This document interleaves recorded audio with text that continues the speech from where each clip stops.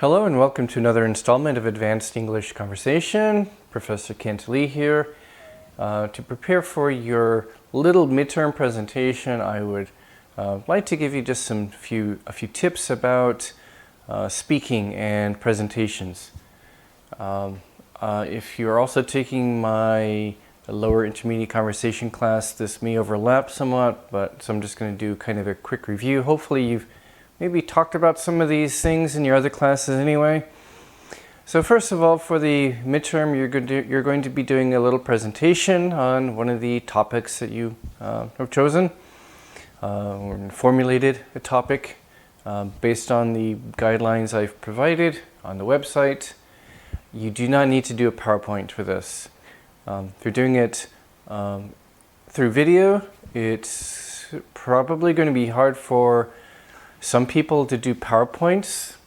Maybe some people know how to combine that with a video lecture. Some people maybe don't know how to do it at all or not very well. So in fairness, we don't need a PowerPoint. To be fair to everybody, if this were an in-class presentation, for the final presentation, I would probably ask for PowerPoint or Prezi or some other alternative. If you don't know Prezi, it's a nice alternative to PowerPoint. Anyway, you don't need to do PowerPoint, just talk. If you want to show a clip of a video of a commercial that you're talking about, that's okay. Or hold up an advert, you can do that, that's fine. But PowerPoint or other media are not necessary. Let's talk about using your voice and your posture and body language today. Let's start with, body language. For this, for presentation, even though you're probably recording it at home, I would recommend that you normally dress like you would if you were giving a presentation in a class. You don't have to dress formally, just dress like you would for a class presentation. So, don't wear your pajamas or your clown suit if that's what you wear at home or whatever. Stand up straight, good posture. Feet are maybe, for me, my feet are about 30 centimeters apart, something like that, whatever works for you. So have good balance. A lot of people don't know what to do with their arms, and their nervousness comes out. So either they're using their arms too much because they're nervous, or they especially show their nervousness because their arms are closing them off. They're being defensive. Psychologically, this is being defensive. In terms of our psychology and how our body language evolved, this kind of body language it's a defensive gesture. Psychologically, it's defensive. I'm closing my body off. I'm closing my body. Maybe I cross my legs and I'm covering one leg with the other, or I'm covering my chest, the center part of my body, my torso, the center part of my body, closing my arms like this, or even this. I've seen people do this before. These are defensive gestures. Also like this, holding my arms in front like this. These are defensive gestures which signal either a lack of confidence or nervousness. And there's nothing wrong with being nervous, but you don't want to show it too much. So you can actually practice and manage your body language so that you don't appear too nervous. Also, putting my crossing my arms behind my back. That's also sort of a defensive gesture. One type of gestures that show nervousness or lack of confidence are those defensive gestures where you're kind of closing your body somehow. Or also if you grab a chair, I don't know if you can see the chair in the video, but if I'm holding onto a chair, you can maybe see my posture now. I'm holding onto something, I'm leaning against something. That's also a sort of defensive gesture. It shows you're nervous, you lack confidence, you're trying to cover your body with a chair, hide behind a chair or some other object. What you want to do is you want to stand with your arms kind of open. And this takes some practice. Maybe watch good speakers, if you watch like TED.com and some of the good speakers on TED.com. Their arms are open And this kind of suggests readiness. I'm ready, and I'm also kind of relaxed, and my arms are moving a little bit to show kind of my flow of thought. Sometimes her emphasis, I'm emphasizing this. This is important, maybe, but not too much. You don't want to overdo your arm gestures like you've had way too much espresso. Just gentle arm movements like that. If you were using a PowerPoint, you could stand to the side of the screen and sometimes point, draw people's attention to something in the PowerPoint or something else you're holding in your hand. Sometimes if you don't know what to do with your hands, especially in a live classroom presentation, you could hold a piece of paper with your notes, or pretend to hold a piece of paper with your notes in one hand, or a book, or your PowerPoint clicker, or whatever, and you have at least the other hand that you can move around a little bit if you don't know what to do with your arms. Voice use, this is kind of a hard thing for some people. In my case, I just taped another lecture for another class. It was a full-length lecture, so my voice is a bit sore. It's kind of a problem when you have to teach a lot of classes in a row. I had to do a lot of that in my last job. God, it was so tiring. Anyway, don't over-exaggerate gestures. Don't do that in a real presentation, unless you are trying to do it for comedy effect. But your voice, some people don't know how to use their voice when they're talking. One problem is, again, nervousness. Your nervousness comes through. And one thing to do is rehearse and practice a lot so you get things down. Another thing is don't try to read from a script. If you read from a script, it will be very boring. Your voice will fall into a monotone voice and you will put everyone to sleep if you're reading from your script. Don't try to memorize it. Please do not try to memorize your talk.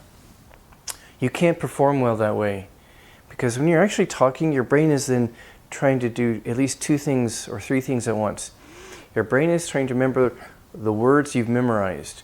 Your brain is also trying to, focus on delivery, talking to the people, and then your brain is trying to think about, well, at least the contents or the meaning of what I'm trying to say. There's the words that I've memorized and the meaning of what I want to say, and then maybe also looking at the audience or other things. And that is confusing for the brain. The brain cannot multitask like that, and you're more likely to make mistakes if you try to memorize it. Don't ever try to memorize a talk, unless you're doing something like a TED Talk. If you're doing a TED Talk, there are ways that those speakers know how to memorize talks for giving a TED Talk in front of an audience of 5,000 people. Don't try to memorize a talk. You're not ready for that yet. And there's certain special techniques that people might use for doing that. For one thing, they've talked about the topic a lot, and they know the stuff by heart. And some people use some special memory techniques, which maybe I can teach you later. Because I did that one time. It was fun. Use an outline. Have an outline in your notes.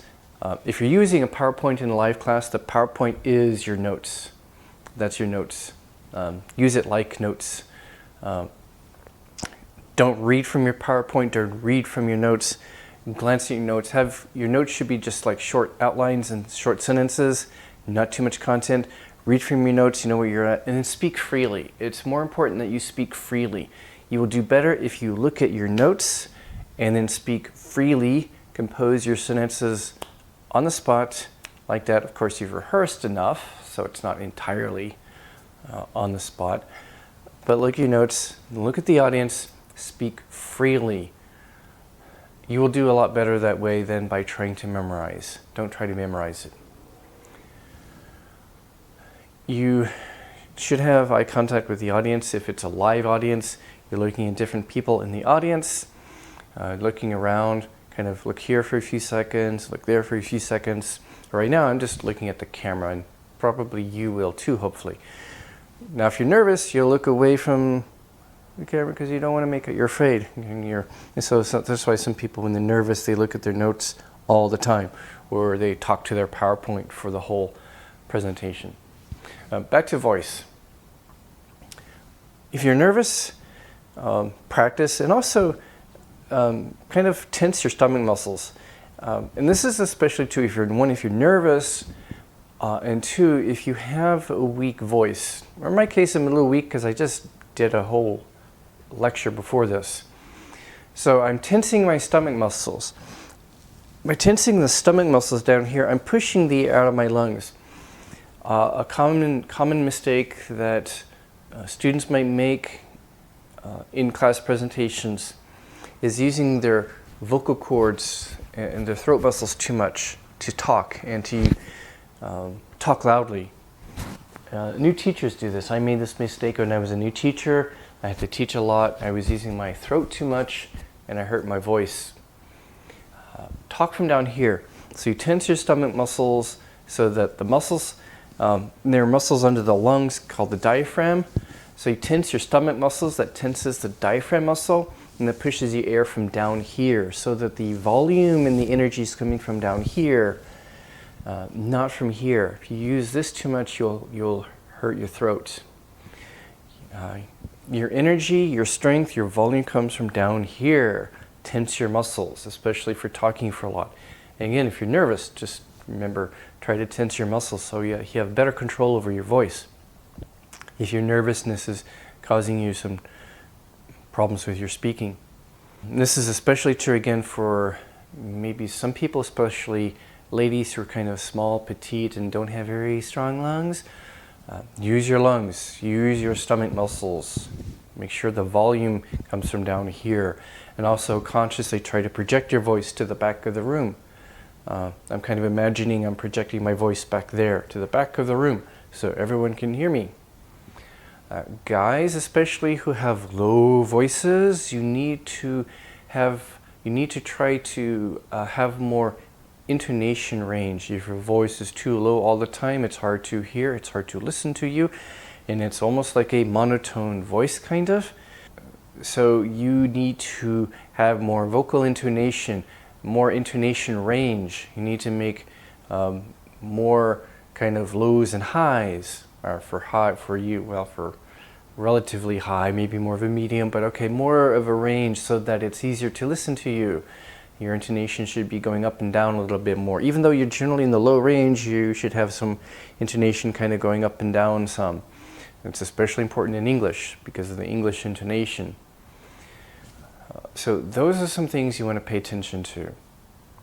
Make sure you've had enough sleep before you do your presentation, you're alert, you've had enough coffee or tea, whatever. If you don't drink coffee, I wonder and maybe sort of, I don't know if I admire it, but I'm not a morning person, so I depend on coffee. I need several cups a day. If you are a morning person and you don't need much coffee, that's cool. Now, if you do drink coffee, I drink a lot of coffee, but I make sure I finish my coffee maybe at least an hour or two before I teach a class, because coffee might dry out your vocal cords, might make your throat, your mouth kind of dry. So while you're talking, better to avoid coffee. If you do need to drink something, grab some water, not too cold, not too hot, kind of sort of cool or room temperature.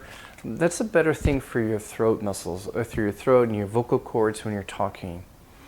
Water is better, or something like water, not something that has a lot of sugar, probably not coffee, not something too hot, not something too cold. And you most of all practice. You want to practice multiple times. Maybe each time practice and focus on something different. One time practice your wording, another time practice your general flow of ideas, another time practice how you're using a PowerPoint, if you're using a PowerPoint. Again, not for my midterm, but in another, if it's a real class presentation, you're going to practice a few times focusing on how you use the PowerPoint. Practice another time focusing on your intonation, on your voice volume, and focus a few more times just to practice everything all together. So practice multiple times, and while you're practicing, kind of imagine doing well. Imagine that you're doing well, that you're talking well. Because there's nothing, that's sort of a visualization strategy, and there's nothing like magic or mystical about it or anything like that. It's just that when you imagine yourself doing something well, it makes you think about what things you can do or need to do in order to do that well. And so the visualization, maybe kind of rehearsing in your head, rehearsing your presentation, it's a sort of way of practicing and planning mentally. And that's why it works. So I think those are some general tips for doing presentations. The biggest mistake, again, don't try to memorize your talk. That's the biggest mistake that I see students make in my classes. Every semester I tell them, do not try to do that. Use your notes and try to talk freely.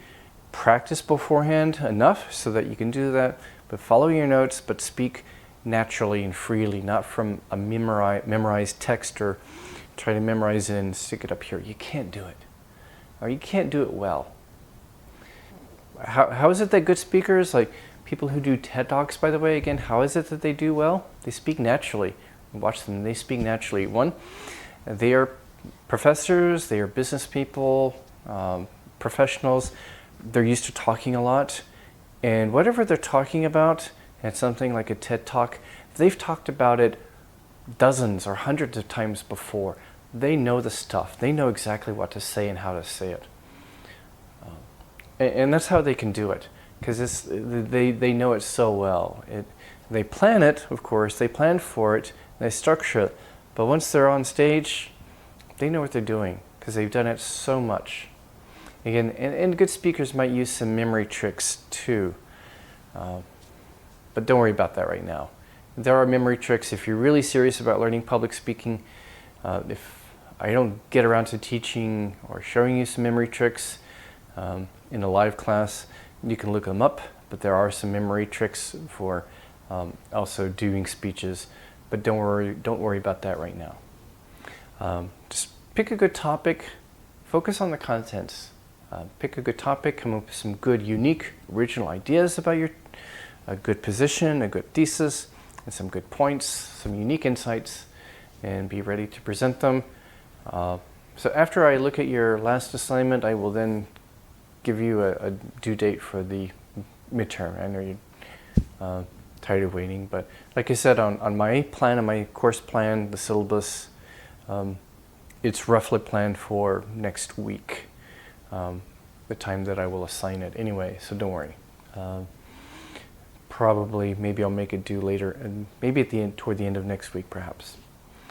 Again, if you have any really serious questions, email me or post them in the LMS comments, and I will, let's see, tomorrow, depending on which class is watching this, you may or may not see me again. Some of you will have a holiday on Thursday, so for some of you, I'll see you a bit later this week or next week. So enjoy your homework, enjoy the holidays, and I'll see you later. Goodbye.